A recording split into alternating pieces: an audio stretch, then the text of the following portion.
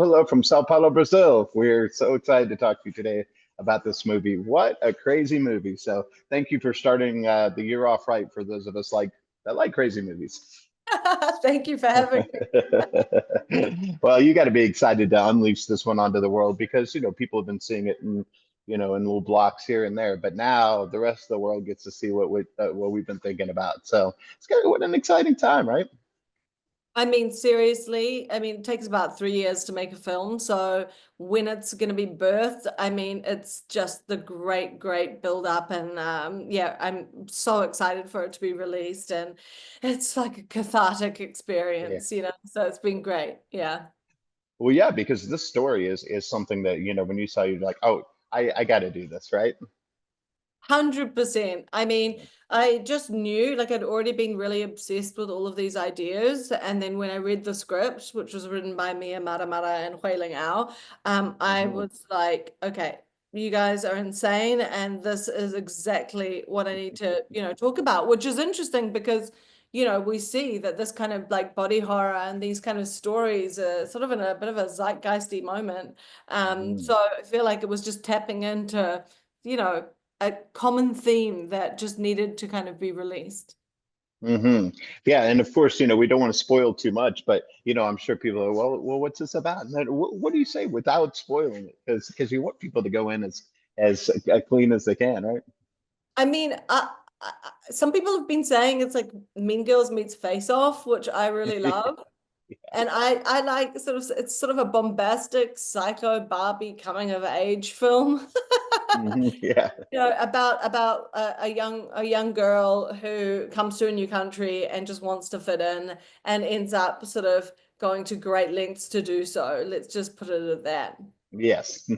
Well, and I think also this is a story that despite the blood, and I'll say it's gonna hit some people in different ways too, and I think different people might take different things away from this depending on what they've been through in their lives, right? I love that you say that because I think a great story does that, right? Yeah. It has layers, and I think that's what attracted me to it so much because I mean there's so many layers to this, and yet it's completely universal. Like we all know what it's like not to fit in. We all know what it's like to Hmm. want to be someone else, to look at somebody else's life and wish we had it. And so this just takes it to the next level. Hmm. And I think, people look up to what you do and they think, see, this is what I want to do. But, you just make it look easy. It's very hard to get this out of their mind and onto the screen like this. So what kind of advice do you have for someone that wants to follow in your footsteps and do this? Ooh.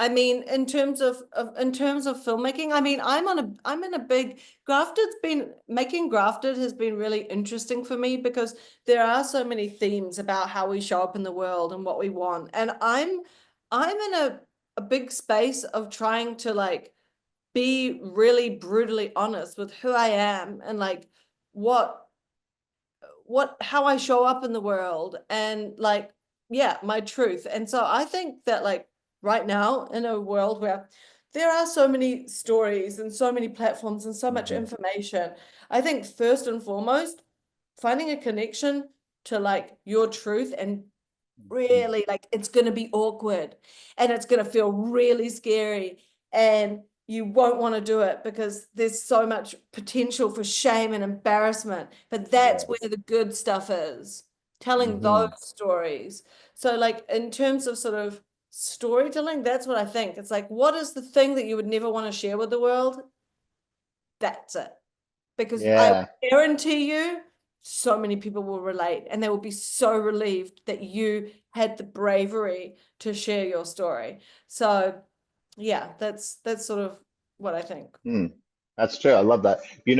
My co-host is Drew Pearson, one of our great American football guys, and we know the Hail Mary. Now it's kind of a pop culture term across the world, but we talk about that Hail Mary moment, which is that moment in your life or career where you just had to go for it and it worked out for you. Maybe your back was up against the wall.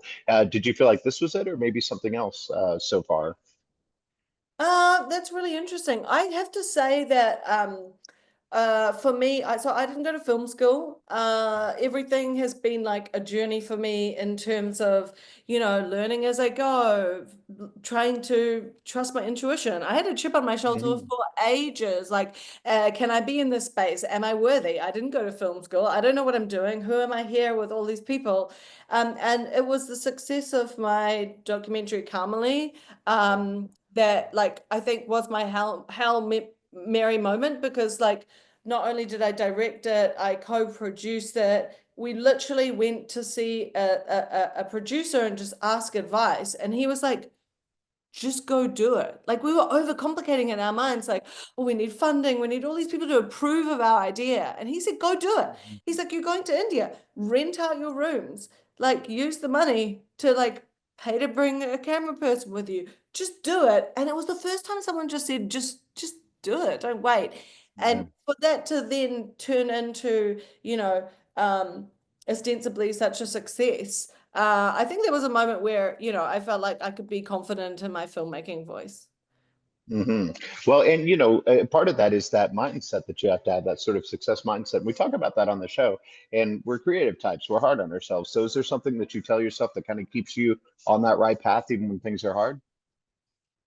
I love this question, and I wasn't expecting to go so deep. But, Ah! uh, honestly, I can tell you personally, like, I have ups and downs, and like very much like what you were asking about, like what is my story? Sometimes I feel like there are so many stories already. Why do I need to like almost like add to the piles? Like, and the only thing I can say is you keep going. And I've literally reflected on this. Like I got asked to write an article with the release of Grafted that was a personal article for Talkhouse, and it doesn't have to be about the film.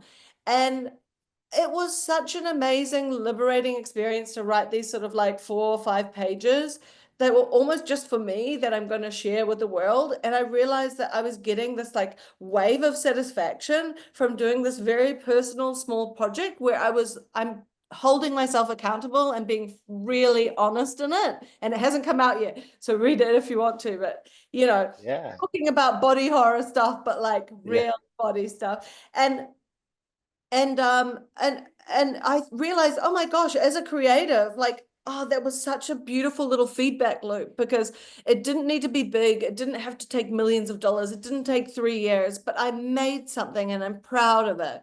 So I think that when you're out of whack, not worrying about, oh, how am I going to get my first feature out, which is really hard, tough journey. hmm, How am I going to do this big thing?